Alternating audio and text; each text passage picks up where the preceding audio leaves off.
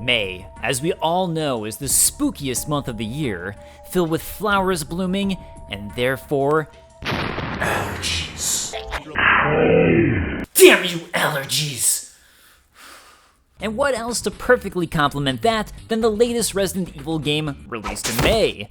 Resident Evil Village is here. And as a huge fan of RE7, I absolutely couldn't wait to dig in. So, how is Resident Evil Village, and will it be as spooky as 7 when it takes place in a village outside? I don't know. I guess that depends on what you find scary, you know? Resident Evil Village. We begin the game with a brief wrap-up of RE7's events that would lead to where we are today. Basically, Ethan Winters, that's you, is searching for his wife who's been infected by mold. This mold also infected a hillbilly family who you have to fight. You win. Also, somehow your wife is healed and you're relocated by the government. So, here you are, from Louisiana to now living somewhere in Europe. You two now have a baby and are going through marital problems due to the post-trauma of everything that happened. Now, I don't want to point fingers here, but... I'm just saying that your wife became a mold-infested monster, has anger issues, and refuses to deal with it.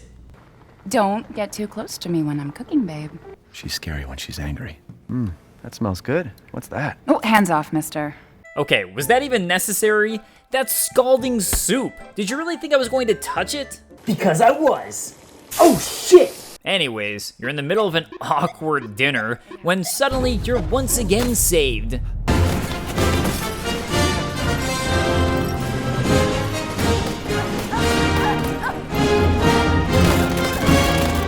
I do believe that's called a hall pass. Finally, our options to find a dream girl are wide open. For whatever reason, the soldiers proceed to knock you out and capture both you and your daughter, Rose, and totally fail at their mission. Rose is missing, everyone else is dead, and you're completely stranded in some random ass village that, as it turns out, is plagued by lichens. Great! I love it! Resident Evil 4 happens again, and you're chased down by a horde of lichens, and this guy, before, for no reason at all, they decide to just, leave. Oh, thanks? You try to find a safe house, and on the way, find a girl, Elena, and her father in trouble. If you choose to save him, and by that I mean you have no choice, it's the only option in the game, everyone in the safe house will be a total asshole to you because you're an outsider. Why is it that every game I like, people treat you like crap for being a hero? Castlevania 3. All the Belmont family have been kicked out of town for saving the villagers, and they're afraid of the Belmont's power. Secret of Mana! Save the village from a mantis ant, and they kick you out. Resident Evil Village. Bring in a wounded man, and they act like something will go wrong.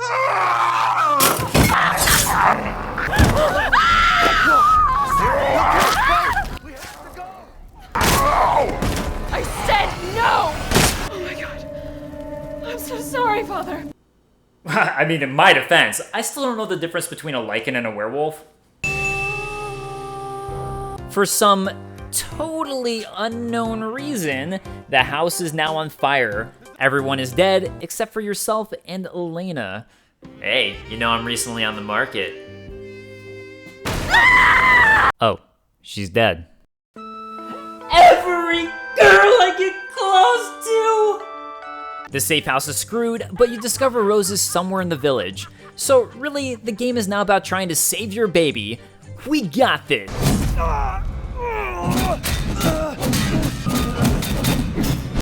Furthermore, I can show you that you entrust me with the finest. Well, I'm fucked. This horrifying family in front of you is led by Mother Miranda, who's apparently busy deciding who gets to take care of me. This task is given to off-brand Magneto, who lets you escape.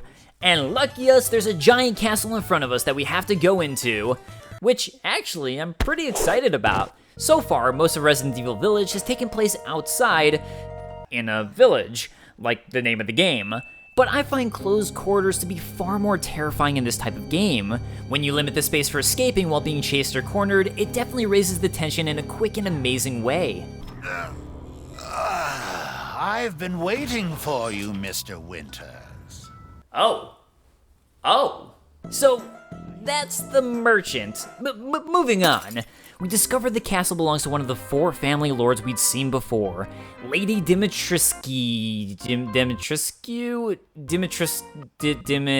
Lady D, and her 3 kind of vampire daughters. And pretty much immediately, they capture you and they shank your hands. First my fingers get bit off, then holes in my hands. Leave my hands alone. My God! I have other body parts, you know? Somehow, using the power of Ethan's able to escape this situation by ripping the hooks right out of his hands. Luckily, there's a magic healing potion nearby, and I mean it when I say this is a magic healing potion. Get torn apart by a monster trying to eat your flesh? Magic healing potion and you're all good. Get hooks shoved into your hands? Magic healing potion. Cliff jump and fall directly onto your ass like a moron who's never done it before? Magic healing potion. It didn't work. So, remember I said closed corridors and being inside are far better for being chased and far more intense? Well, it turns out that Lady Drip's daughters can turn into a swarm of blood-sucking flies and chase after you. And it's intense. And Rose is not worth it. Holy crap, hopefully they don't find me in this room. Ooh, a sparkly thing. I'm sure they didn't hear anything. You come to discover that the daughters are weak to the cold, and fortunately, it just happens to be winter, with an open window basically helping you to obliterate one of Lady Dimmidudu's daughters. For whatever reason, this pisses off Lady Dimmidrip, and she comes after you herself. But now that you've killed a daughter, that means nothing. I'm all powerful. I can do this. I can win. I can... shit! Oh shit! Are you kidding me? Now Ethan only has 3 fingers to work with? I genuinely have no idea how the hell Ethan is going to get out of it.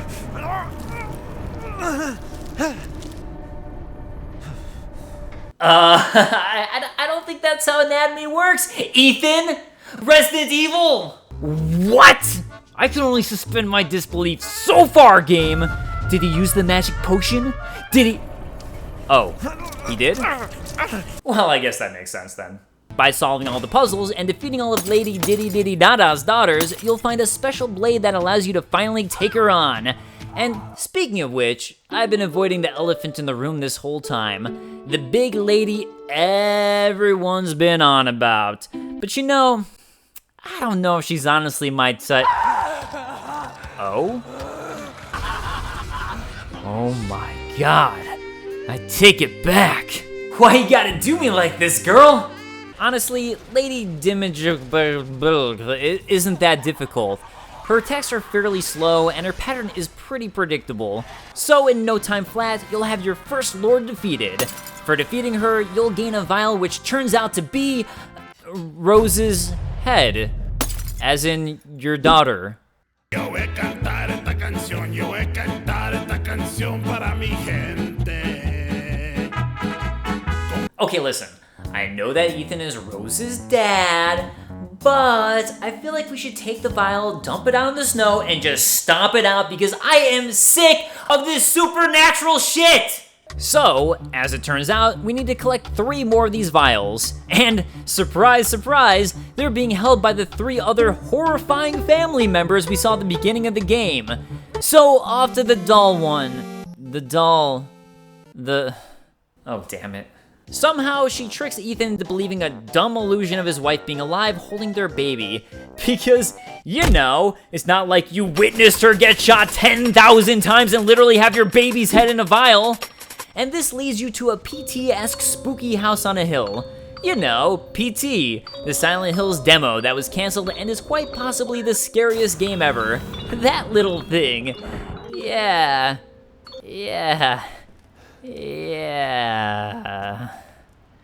First up, a creepy basement.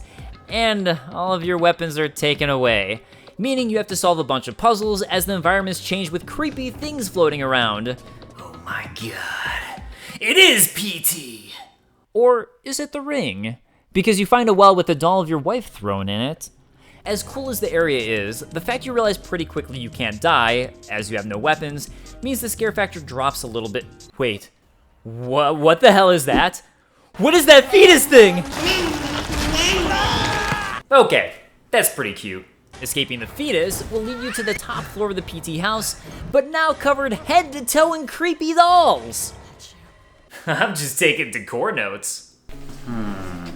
Yeah. Oh, that spot right there. That would look really good with a nice creepy doll. Creepy doll? Yeah. Ooh, that spot right there. Creepy doll. Oh, that spot. Creepy doll? Creepy doll. One of these is the doll maker's doll, Angie, who it turns out is attached to the sometimes invisible doll maker and Lord Donna Beneviento. And by stabbing the creepy doll with scissors, you kinda automatically kill Donna Beneviento. Also, I'm pretty sure the creepy doll is actually supposed to represent how she looked, as she was shy and had a horrible facial scar. She also has a tragic past of her sister of just 9 years old and parents all dying when she was young. I feel bad, but she made creepy dolls, so yeah, I think it's fine. Next up, Murreau, a gross-ass fish thing that can't stop vomiting. And there he goes. Okay. As he turns into a giant fish monster, you have to drain the water to get to him by utilizing a dam where you solve an actual kid's puzzle in order to be allowed access. Why is this so hard?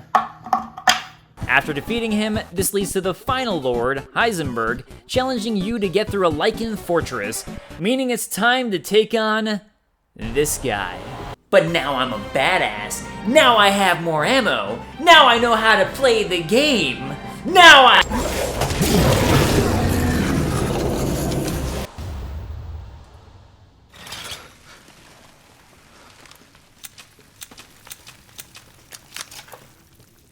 Wait, were you expecting some cutaway joke where I die all of a sudden? All that done, you finally got all of the pieces of Rose collected, which means... nothing. What you can do, though, is head to Heisenberg. Heisenberg explains that you've been being played the entire time. Miranda, the leader of everyone, wants you to murder everyone so she can make you her right-hand man and steal your baby to turn it into her baby.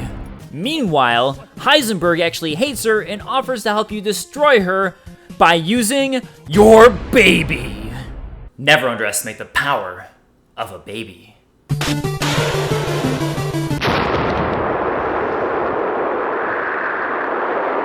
Ethan refuses, and you end up at the most horrifying part of the game. Now, I wasn't expecting much. I mean, yes, you're introduced to the area with the corpse chasing after you, whose face is now a fan, but it's this industrial-looking area, which just doesn't seem spooky, you know? That is, until you run into these. These soldats drill out of walls at you, and they look straight out of Hellraiser. In other words, I really don't want to know what they plan on doing with that drill. At least everyone you destroy means one less exists. It feels good to...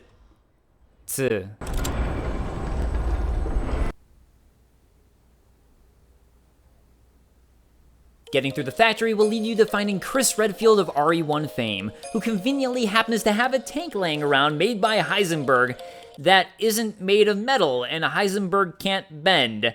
Why Heisenberg would make the perfect weapon for defeating himself? Also, apparently the girl they shot up wasn't your wife Mia, but actually Miranda, who can shapeshift and isn't dead. Well, then how do I know you aren't Miranda?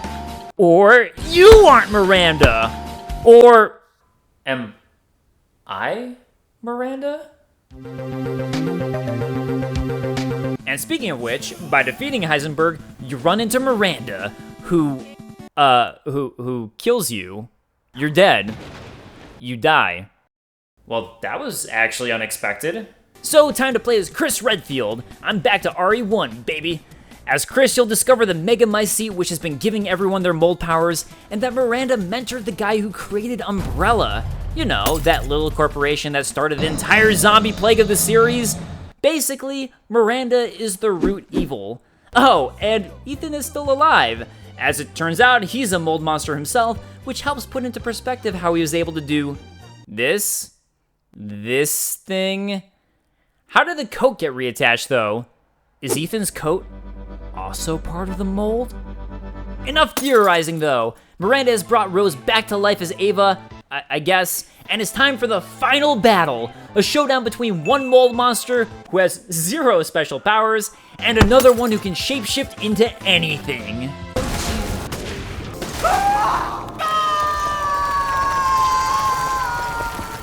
I didn't really have anything to add about the boss fight. And the day is saved. Ethan sacrifices himself to blow up the giant mega mycete that creates mold monsters. And, his baby Rose, who might be Ava and is basically half mold, half human, as Ethan was a mold monster, lives on. Resident Evil Village ended up being an interesting merger of previous Resident Evil games. It had horror elements and gameplay from RE7, action elements and crafting from RE4, and of course, the standard of finding and putting together keys. I don't know if I'd say it's my favorite Resident Evil game, as other games were better at those specific elements, but it was still a huge amount of fun, and I had an absolute blast tearing through the game, for the most part. I don't personally think the action, like the Fortress segment, is the game's forte, but hey, it was just one small piece of the full game. Oh my god, Dave! The dolls moved! Dolls? What dolls? The dolls. That was just a joke. Oh, shit.